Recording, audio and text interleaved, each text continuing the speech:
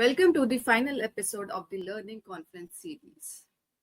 If you have been with us throughout this journey, you have seen how every piece from event design to learner retention contributes to a meaningful experience for the learners. But it all comes down to this. Was it even worth it doing this learning conference, or did it even create any real impact? Because in 2025 we know that L&D is expected not only to deliver experiences but to even prove the ROI, the impact of all the events that they do for their employees. And there is a training journal, and according to this, 62% of L&D leaders cite demonstrating ROI as their top challenge.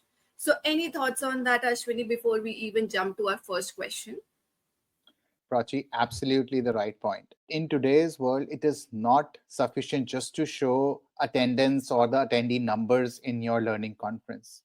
It is also very important to highlight what kind of engagement was there, what kind of outcomes were achieved because of the conference. So your journey of measuring the success of your conference just doesn't just end with as the conference ends. You have to continue measuring the engagement during the event, post event, what's happening with the outcomes which you were expected to drive as well. So it's a great topic, I think, Prachi, to talk about, and it also gives a great understanding of why learning conferences are becoming more and more successful nowadays. So yeah, look for more tangible outcomes and how learning is translating into performance improvements eventually. Just to start with, Ashwini, so there's this quote from Peter Drucker that what gets measured gets managed in future. So today, for our audience, we are unpacking the same thing, how to measure what matters and share it in a way that resonates with both L&D and leadership as well. So Ashwini, kicking the session off, when do you think that proving the success starts, and where should L&D leaders even begin with? What should be that first thought?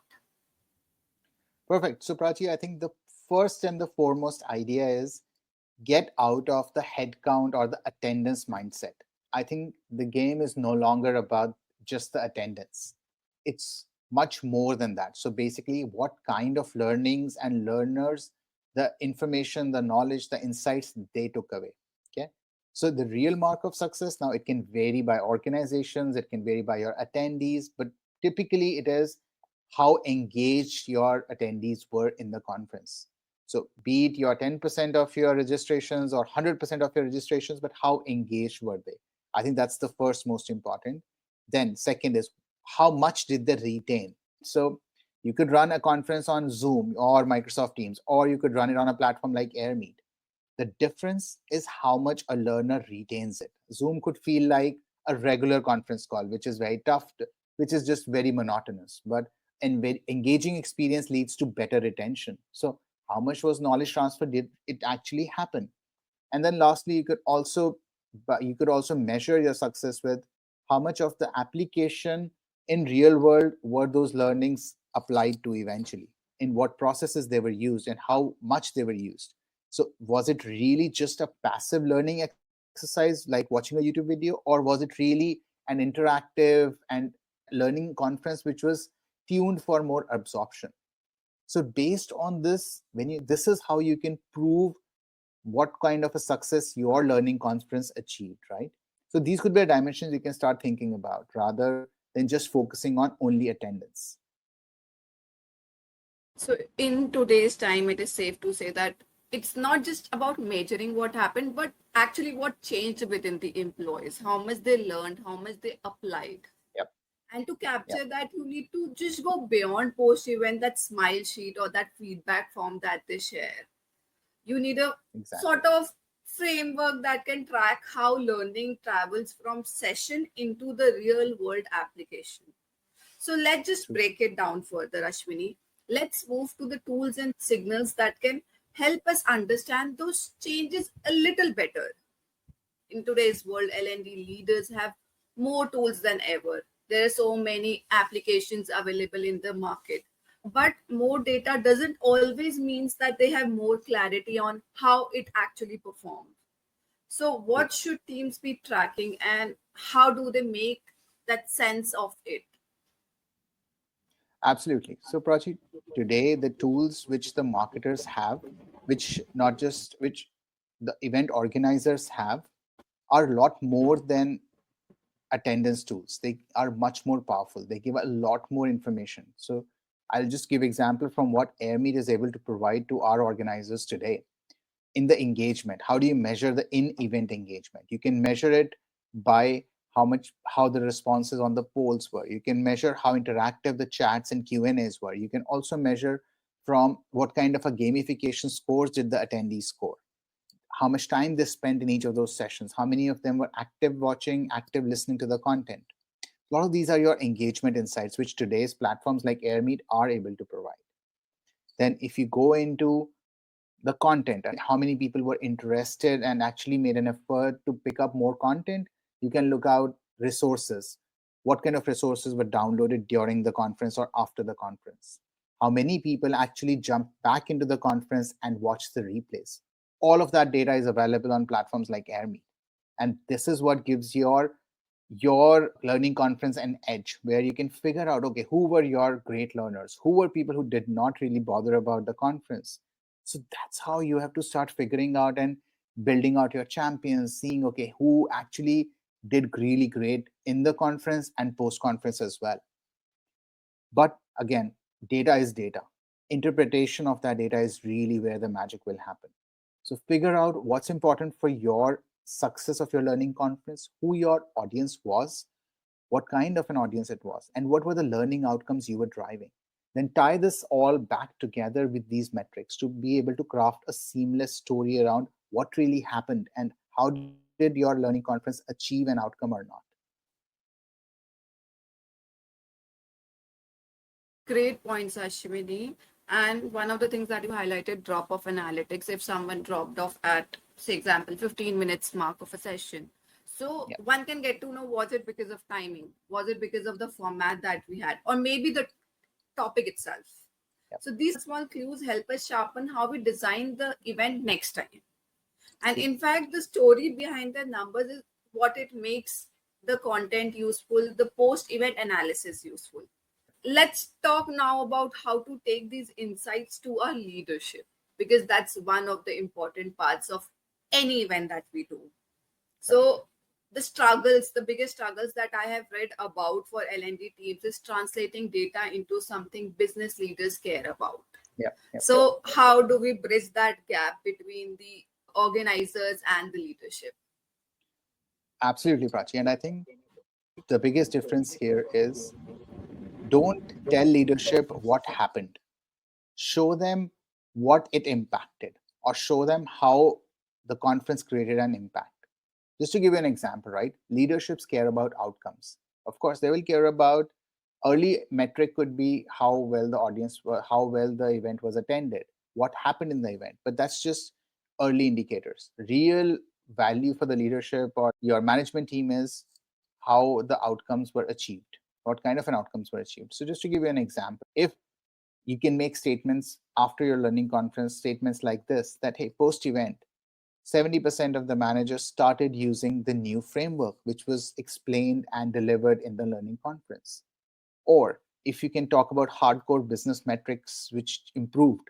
So, for example, if sales conversion improved by 15% in the subsequent quarters, is that something that you can start highlighting? Because that's the change which leadership is expecting from the conference.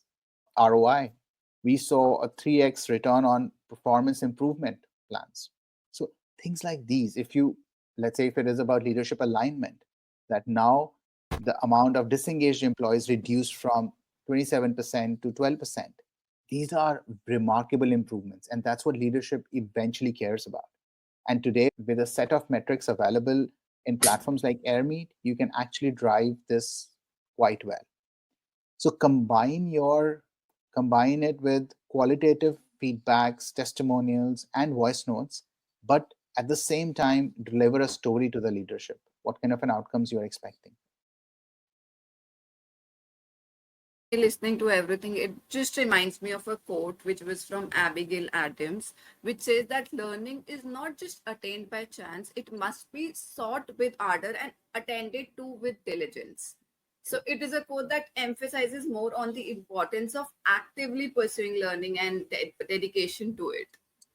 So that's the level of intentionality that we feel that we need when we design our reporting as well. But how do we turn that feedback into improvement for future events? That's the point. That plays a True, major role here.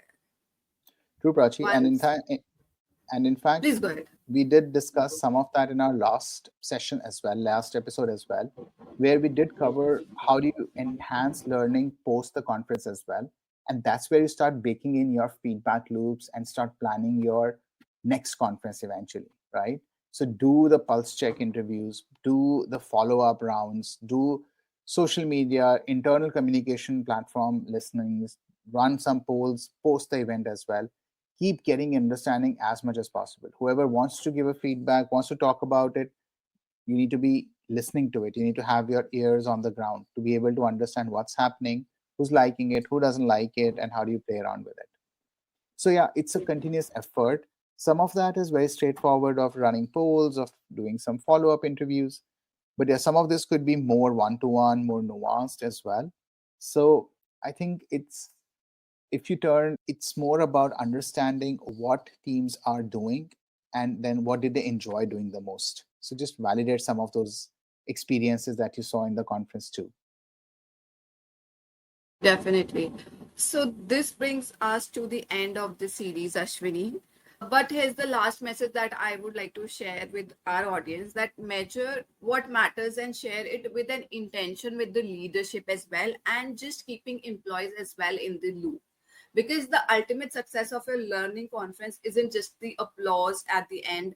It doesn't change anything later, but the after effect, the after reporting impacts the lot for both the leadership and the people who attended the event.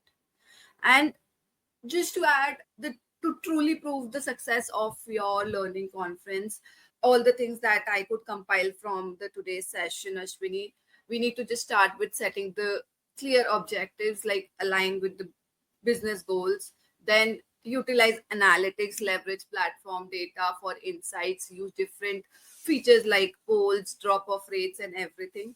Then report what was the outcome, the behavioral changes, and the ROI, and then use that feedback ultimately to share with the leadership as well for the continuous improvement and next set of your events that you're planning. Any last thoughts, Ashwini, on this before we end the last session of the series? Oh, Prachi, I think we did cover a lot of ground, starting from what is learning conference, why we do learning conference, then how do you go about planning it, how do you go about planning the pre-event, during event, post-event, and then finally rounding it up with showing the impact of the conference. So I think, Prachi, we did holistically cover in different episodes what's the importance of a learning conference. And I think we did mention it time and again that learning conferences, we are seeing more and more learning conferences getting organized. Every organization, every big organization is adopting it to be more eco-friendly, to be more sustainable, to be more budget-friendly, and to have a regular impact and visibility across the organization. So we think that this format brings in a lot of value for enterprises who have distributed global workforce. And we at Airmeet have been very lucky, or we give gratitude to a lot of our clients who've trusted in us in running a lot of these conferences with them. Happy to consult, happy to share, happy to answer more questions if our prospects have those questions, but happy to guide on what a learning conference is and then going deeper into how does it help an organization run their processes better. Yep. Great summarization, Ashwini. And for our audience, whether you are just getting started or scaling globally, the Airmeet platform gives you the insights and the tools to turn every learning experience into a business lever. So if you are ready to rethink how to design, deliver, and demonstrate the value of learning events, I would recommend you to reach out to our team to learn more. And let's just connect and build something meaningful together. Because when learning drives outcome, everyone wins within the organization. So thank you so much, everyone. And special thanks to Ashwini for driving this amazing series with us. So thank you so much, everyone. Until next time, stay curious and look forward to our next series. Thank you so much, Prachi. It was great having a conversation with you.